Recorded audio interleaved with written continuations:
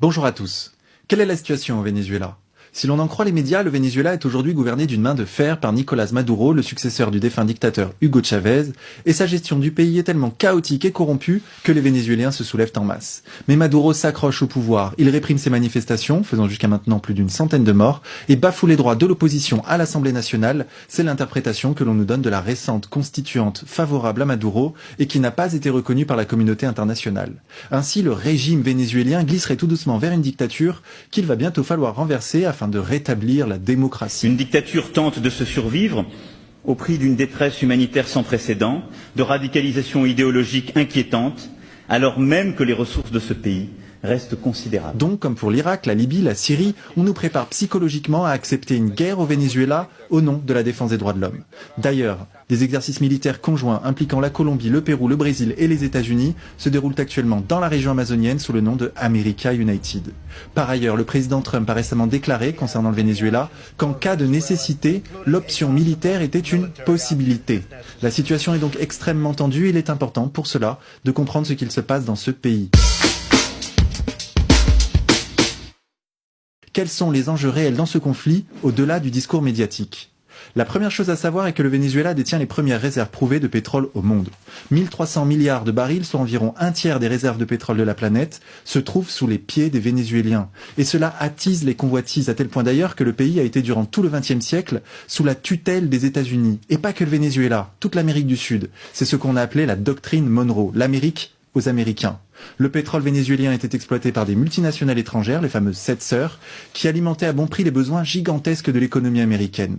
Le peuple vénézuélien, lui, ne voyait jamais la couleur de l'argent du pétrole, et l'élite vénézuélienne, l'actuelle opposition à Maduro, était remerciée pour sa complicité dans ce vol en percevant une petite partie de la manne pétrolière qui suffisait à les rendre milliardaires au milieu de la misère. C'est là qu'intervient Hugo Chavez. Hugo Chavez était un jeune militaire issu des classes pauvres du Venezuela qui s'est levé contre ça. Il a tenté un coup d'État contre le pouvoir en place en 1992 afin de reprendre le contrôle de l'industrie pétrolière et de redistribuer l'argent du pétrole aux Vénézuéliens.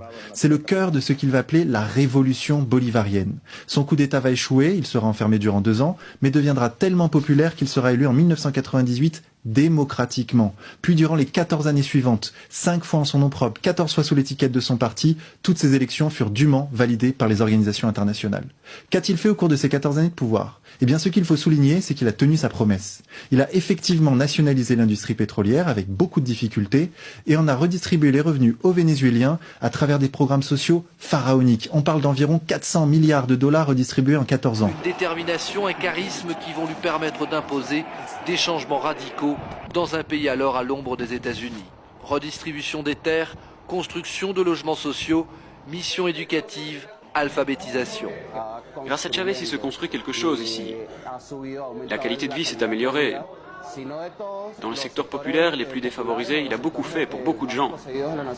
Des programmes sociaux dont d'ailleurs on peut discuter du rapport coût-bénéfice, mais dont il est indéniable qu'ils ont permis à une grande partie des Vénézuéliens d'améliorer leurs conditions sociales. Taux de pauvreté passé de 50% à 25%, taux de pauvreté extrême passé de 25% à 8%, indice de développement humain qui a progressé, malnutrition et analphabétisme éradiqués. Toutes ces données proviennent des Nations Unies et ne sont remises en cause par personne, pas même par l'opposition vénézuélienne.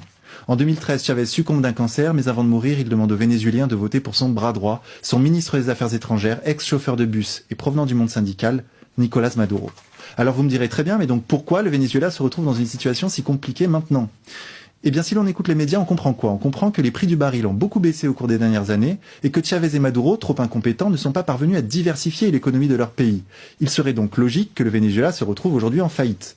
La situation est en fait un peu plus compliquée que cela, car des pays qui dépendent de l'argent du pétrole, il y en a un certain nombre à travers le monde, et ils ne se retrouvent pas dans la situation dans laquelle se retrouve aujourd'hui le Venezuela. C'est donc qu'il y a d'autres facteurs dont les médias ne nous parlent pas. Et le premier d'entre eux, c'est évidemment que les États-Unis cherchent à tout prix à reprendre le contrôle du pétrole vénézuélien. Mais pas que pour des raisons économiques, surtout pour des raisons géopolitiques.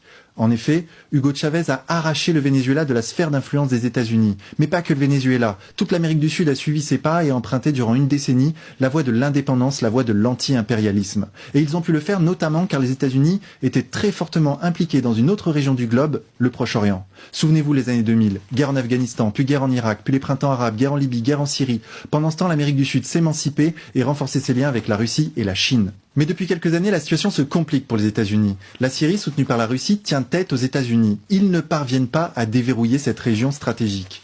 Il n'est donc pas étonnant que, parallèlement à cet échec relatif, ils se reconcentrent sur ce qu'ils considèrent comme étant leur précaré naturel et dont ils ont perdu le contrôle au bénéfice de la Russie et de la Chine, l'Amérique du Sud. Voilà ce qui explique ce qu'on observe depuis quelques années maintenant, le rebasculement brutal des gouvernements sud-américains dans le giron des États-Unis.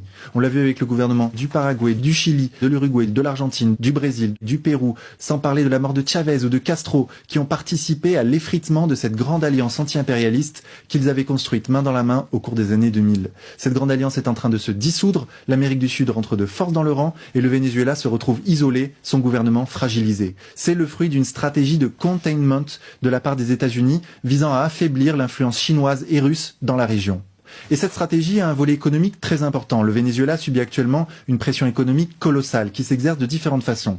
Par exemple, il est prouvé que les industriels nationaux et les importateurs hostiles au gouvernement vénézuélien pratiquent ce qu'on appelle l'agiotage, qui est un grand classique des révolutions et que l'on a d'ailleurs connu sous la Révolution française. De quoi s'agit-il ?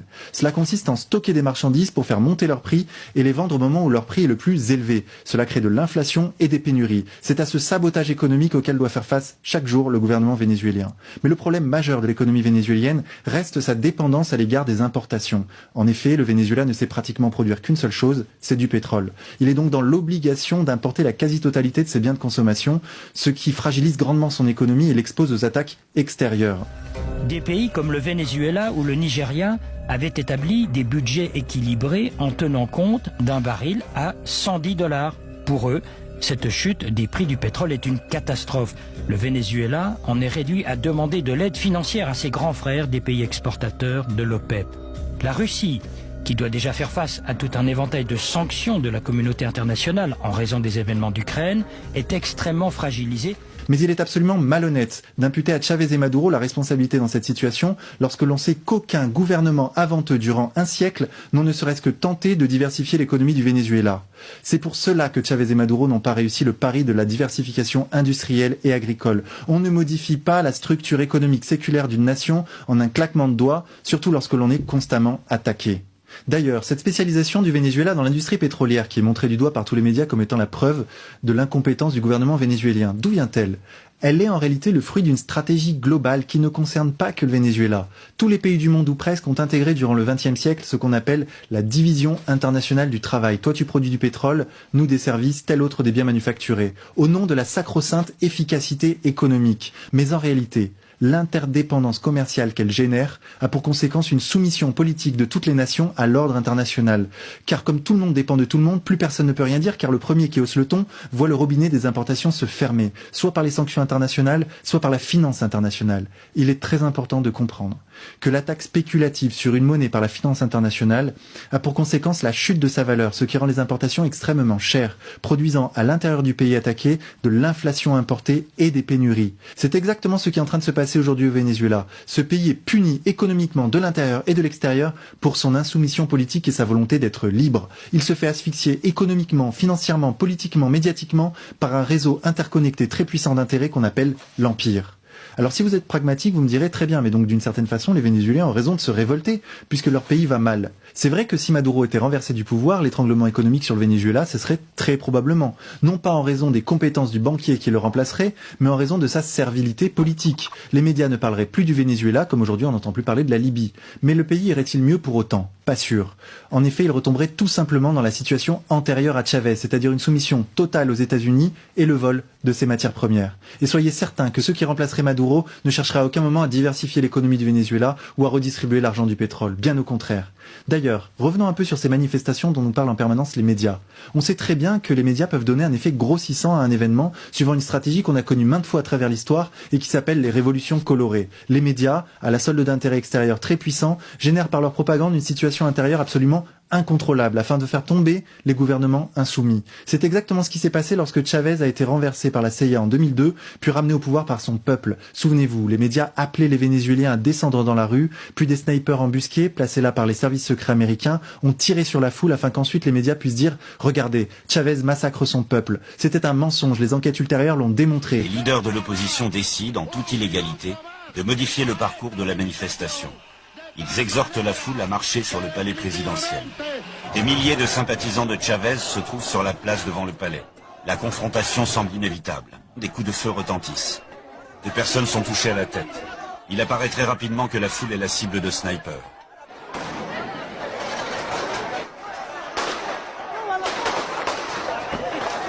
Certains partisans de Chavez tentent de riposter en tirant dans la direction des coups de feu. Ces images ont été diffusées en boucle, faisant apparaître le chavisme comme une politique meurtrière, principal coupable du massacre de Caracas. Ce que les télés n'ont pas montré, c'est la même scène mais prise d'un autre angle. La rue en contrebas est déserte. La manifestation n'a jamais emprunté ce chemin. C'est aussi ce qui s'est passé lorsque Salvador Allende a été renversé au Chili en 1973, et ainsi de suite à travers l'histoire et à travers le monde. Bien évidemment, les révoltes, les manifestations violentes, les guerres civiles sont autant d'instruments utilisés par les puissances d'argent afin de soumettre les peuples et de faire plier les gouvernements non alignés. Pour conclure, il n'est pas question pour moi de dire ici que tout va bien au Venezuela, qu'il y fait bon vivre, ni même que le gouvernement n'y est absolument pour rien dans cette crise, non. Simplement, il est bon de rétablir une saine hiérarchie des responsabilités. Le premier responsable du chaos au Venezuela, ce n'est pas le gouvernement vénézuélien, c'est les États-Unis, et pour être plus précis, l'Empire, qui cherche à reprendre le contrôle politique de la région contre la Chine et la Russie, et le contrôle économique du pétrole vénézuélien. C'est pour cela que ce pays est en crise. Et l'on peut accuser ici les médias internationaux de pratiquer l'inversion accusatoire, en dénonçant un chaos dont ils sont en réalité en partie responsables par leur propagande. Soyons sûrs que ce que eux veulent au Venezuela, c'est la dictature, telle qu'elle a existé durant 2 siècles avant Chavez et Maduro, et qu'ils appelleront démocratie pour assurer les braves gens qui regardent encore la télévision. Et si le prix à payer pour instaurer cette dictature, c'est la guerre et le mensonge, comme ils l'ont fait en Irak, souvenez-vous toujours de l'Irak. 1 million de morts pour des armes de destruction massive qui n'existaient pas. Si le prix à payer pour instaurer cette dictature, c'est des larmes et du sang, ils le feront, comme ils l'ont fait impunément si souvent à travers l'histoire. Nous devons dénoncer cela de toutes nos forces. Il en va de l'honneur de la France.